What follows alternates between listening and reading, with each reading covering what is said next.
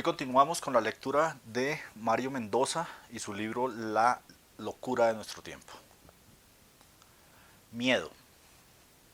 La razón por la cual hay tanta literatura ligera, azucarada, complaciente, que predica una felicidad insulsa y mediocre, que no se revela en contra de nada, que no lucha, que no busca, que no se juega nada entre sus páginas es una sola: el miedo. Miedo a enfrentar el dolor, la injusticia, la desesperación, la soledad, la amargura y la muerte. Miedo a la brutalidad de lo real. Miedo a desplegar en exceso una fuerza creativa que termina por destruir al propio artista. Miedo al rechazo del público, de los académicos, de los periodistas, de los falsos moralistas, de los establecimientos de poder y, por consiguiente, miedo a sentirse aislado, no reconocido y no aplaudido. No es fácil enfrentar la miserable condición humana y sostenerse. Escribir duele, hace daño, mortifica, y por eso, si uno puede evitarlo, es mejor abstenerse y dedicarse a otra cosa. Opio. Íbamos por el Sinaí en una caravana hacia el Cairo. Unos amigos palestinos me habían incorporado a su grupo y atravesábamos el desierto callados y ensimismados. Pasamos la noche en un caserío rodeado por rebaños de cabras. A la madrugada me preparé una taza de té y me senté en posición de meditación a contemplar el desierto. Uno de mis amigos se acercó y me ofreció con una sonrisa su pipa de opio. Aspiré un par de toques y seguí bebiendo mi taza de té. A los pocos segundos empecé a sentir que detrás de Mario 1 estaba Mario 2, que salía de vez en cuando, que se manifestaba cuando tenía la oportunidad de hacerlo. Y detrás estaba un Mario 3 agazapado, escondido. Detrás había un Mario 4 que vivía en la oscuridad y que casi nunca había salido a flote. Y detrás vivía un Mario 5 en los sótanos de mi conciencia, en los subterráneos, y más abajo existía un Mario 6 que solo se movía en el submundo, en el corazón de las tinieblas. Y finalmente, más allá de toda clasificación estaba Mario 7, evanescente, aéreo, indescifrable. Los vi a todos como quien viaja a través de las capas de una cebolla.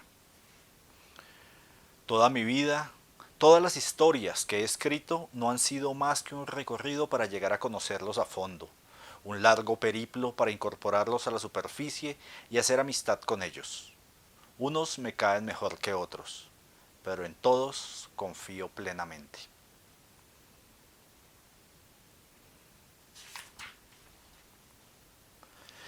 Enciclopedia perdida.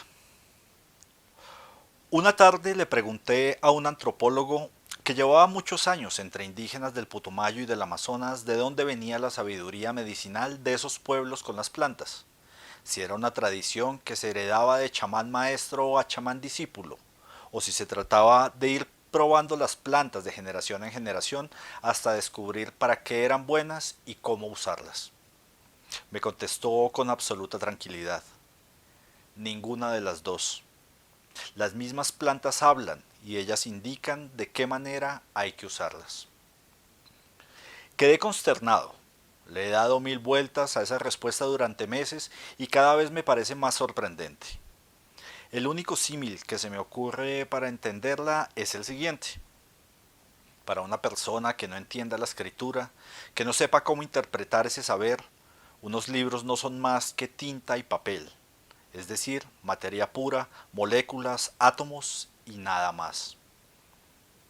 Sería muy difícil hacerle entender que esas moléculas hablan, que en sus páginas hay toda una sabiduría guardada. De igual forma para nosotros, materialistas y redentos, un bosque o una selva son solo plantas y animales, materia pura, moléculas. Pero para alguien entrenado de otra manera, caminar por la jungla es deambular por el centro de una biblioteca cuyo saber está ahí, al alcance de la mano.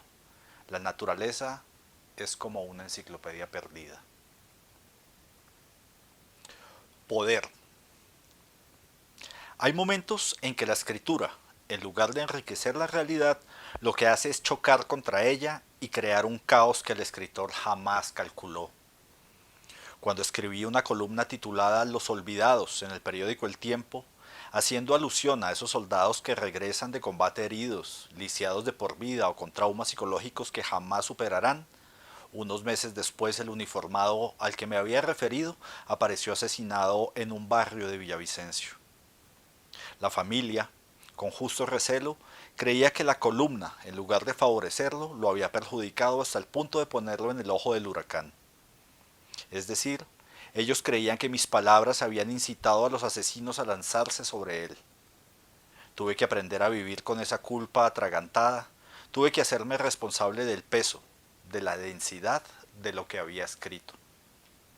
Más adelante, cuando investigué y escribí sobre los desaparecidos del Palacio de Justicia, un taxi de placas desteñidas solía estacionarse cerca de mi edificio y en más de una ocasión decidí pasar varios días en casas de mis amigos, quienes creo que por entonces me veían como una especie de escritor paranoico que empezaba a confundir ya las novelas que escribía con la vida real. Pero tampoco abandoné entonces la escritura y seguí trabajando con el mismo empeño del comienzo.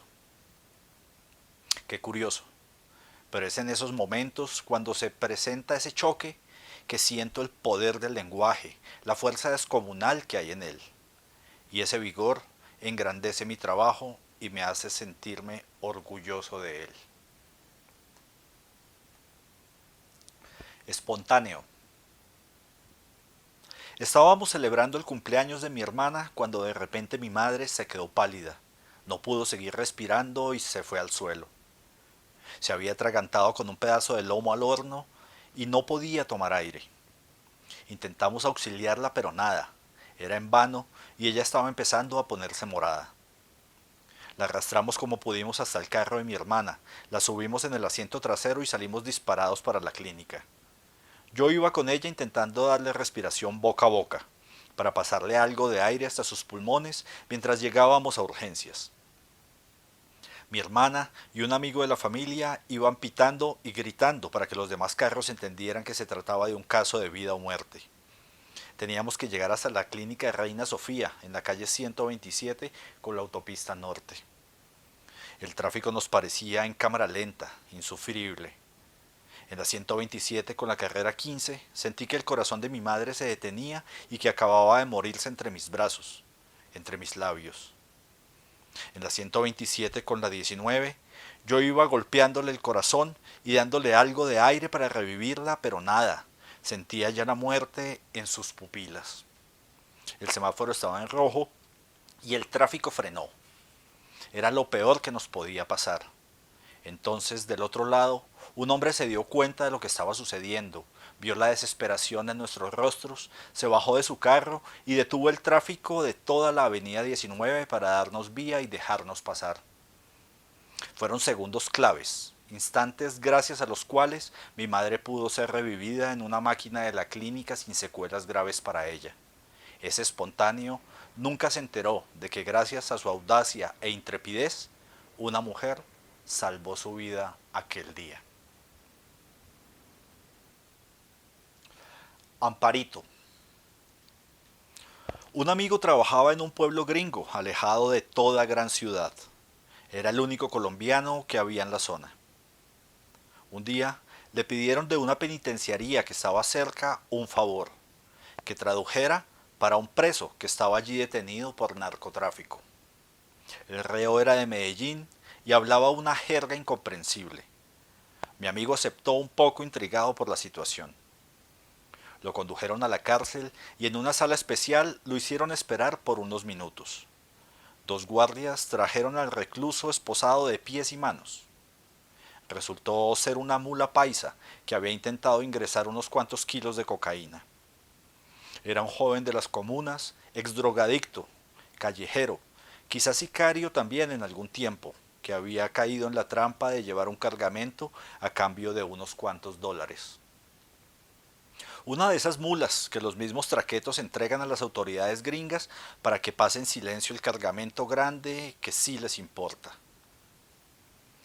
Mi amigo le explicó que si denunciaba a los que lo habían contratado tendría una rebaja de penas importante. El hombre estalló en una carcajada y le contestó con desprecio. Esos pirobos creen que yo vivo en Disneylandia. No, papá, yo no soy del combo del ratón Miguelito. Dígales que si yo los sapeo, los feos caen de una y se bajan a toda mi gallada. Yo soy abeja, pero no canario. Paso. Prefiero chupar cana con la cremallera cerrada.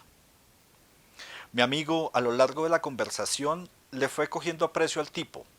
Recordó de repente las palabras de la calle, las expresiones, los gestos, la dureza de nuestra realidad. De alguna manera, ese recluso estaba más cerca de él que los guardias y los jueces gringos que lo iban a sentenciar y a hundir en una celda buena parte de su vida. Le gustara o no, esa era su gente, su pueblo, los suyos, el parche, la people. Los guardias anunciaron que la entrevista se había terminado.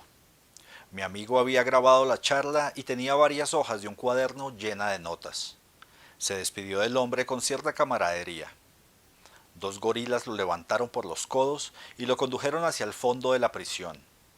Y de repente, como recordando algo clave, algo fundamental, el recluso se dio la vuelta y alcanzó a gritar: ¡Ey, parcero! ¿Y Amparito qué, hermano? Mi amigo creyó que el tipo se estaba enloqueciendo de tanto aislamiento, que lo confundía con un amigo del barrio y que le estaba preguntando por una novia o por su propia esposa. Pero enseguida una luz cruzó por su cabeza, se iluminó y con un nudo en la garganta comprendió que seguramente su compatriota tenía un calendario o un cuaderno con la foto de Amparo Grisales en vestido de baño o en ropa interior, y que esa foto era no solo su única compañía, sino el objeto de su deseo, el puente con su país, con un pasado, con su identidad. Y sonriendo mi amigo le dijo en tono de complicidad: perfecta, hermano, cada día está más buena. Una reja se cerró al fondo y el recluso desapareció. Mi amigo solo alcanzó a escuchar su voz que cruzaba el corredor. Ah, yo sabía, mamacita, esa hembra nunca nos defrauda.